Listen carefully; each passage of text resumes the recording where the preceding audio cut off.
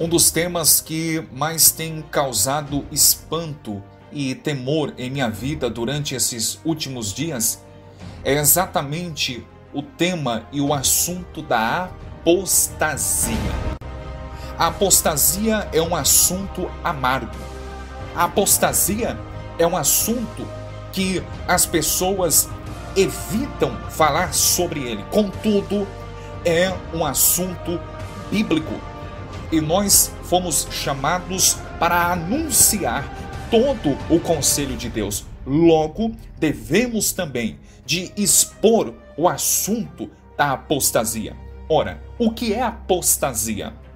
A palavra apostasia significa literalmente um divórcio, o abandono, um afastamento da fé genuína.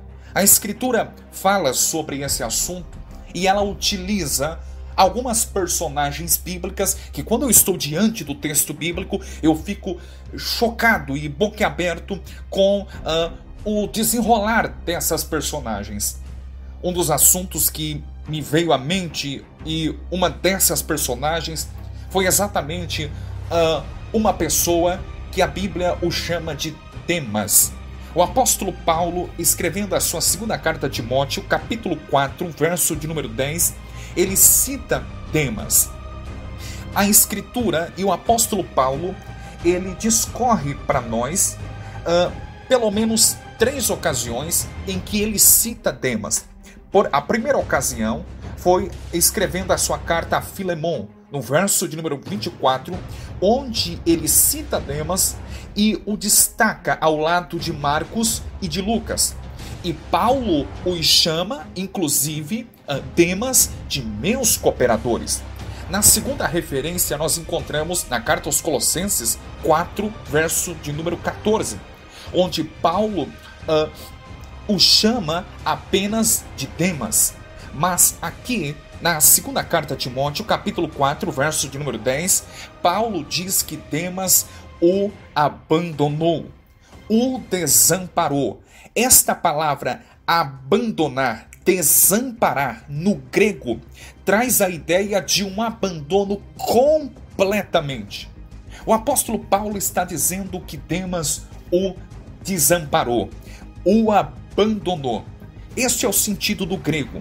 E Paulo explica o motivo pelo qual Demas o desamparou. E Paulo diz no mesmo texto, amando o presente século. Aqui está o perigo.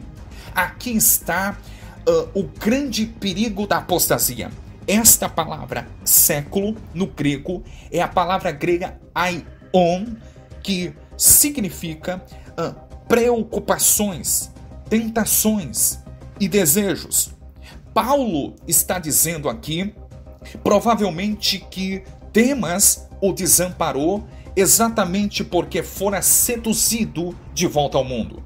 Porque o seu coração se achou nas riquezas e nas oportunidades atrativas que o mundo pode oferecer a uma pessoa. Paulo está deixando muito claro que Demas o desamparou, amando o presente século. As tentações, os desejos que todo este mundo secular apresenta para um crente. Demas, ele pode estar na categoria que Jesus deixa muito claro, por exemplo, em Mateus capítulo 13, versos de números 20 e 21, quando Jesus narra sobre os 4 tipos de solos, e ele fala sobre a semente, no verso de número 22, que caiu sobre os espinhos, que ouve a boa palavra, mas os cuidados deste mundo e a sedução das riquezas sufocam a palavra e fica infrutífera aquela terra. A semente de fato é a palavra de Deus, mas o solo é de fato o coração do homem. Demas é um tipo de gente que conheceu o Evangelho, que até desfrutou das bênçãos espirituais, que é desfrutado pelos crentes verdadeiros na comunidade cristã. Ele se tornou coparticipante, mas o seu coração era um tipo de solo que não produziu. Era um solo improdutível, pois o seu coração se encontrava nas riquezas.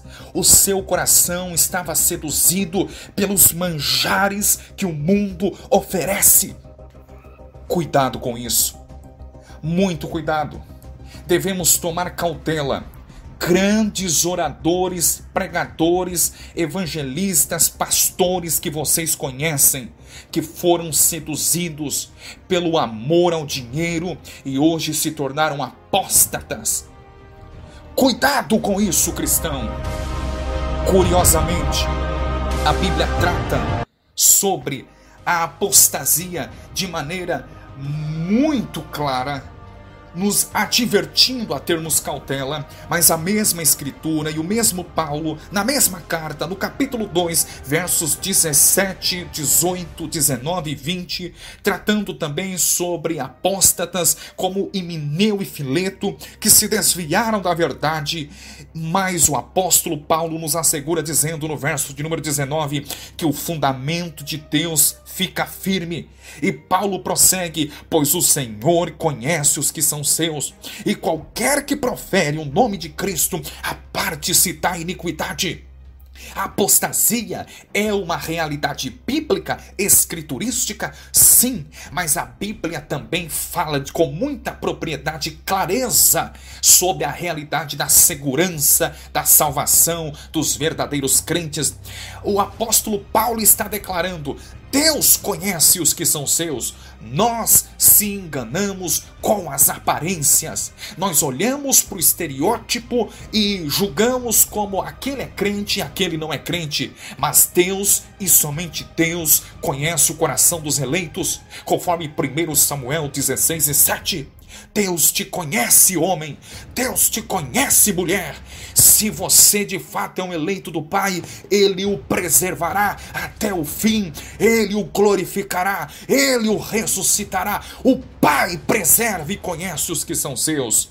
No verso de número 20 do capítulo 2 da segunda carta a Timóteo, Paulo usa uma ilustração fenomenal dizendo que numa grande casa não somente há vasos de ouro e de prata, mas também de pau e de barro, uns para a honra, outros porém para a desonra. Paulo está dizendo que numa casa, numa igreja visível, não somente há vasos de ouro e de prata, ou seja, não somente há salvos e eleitos, mas também há aqueles vasos de pau e de barro, ou seja, os não eleitos. Às vezes eles são confundidos com os eleitos, ou seja, com os vasos de ouro e de prata, mas eles não passam de bijuterias, porque são falsos, são vasos de pau e de barro. Eles se confundem, nós os confundimos, nós os julgamos como salvos, mas Deus conhece os que são seus.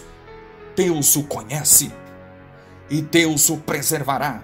A apostasia é uma realidade bíblica, mas a preservação da alma dos santos também é uma realidade bíblica. Deus o preserva, cristão. A grande diferença que vai fazer em toda essa história não é como você vai começar, mas sim como você vai terminar. Durante o nosso trajeto cristão, nós cederemos às tentações, nós oscilaremos, nós teremos dúvidas, mas Deus o preservará para você chegar até o fim. Creia nisso. A obra do Pai não é inacabada. A obra do Pai é que Ele começou, Ele continua e Ele o terminará. Ele terminará triunfantemente, porque o Deus que você serve, o Deus que você crê, não é um Deus fraco, não é um Deus fajuto. Ele preserva e Ele conhece os seus.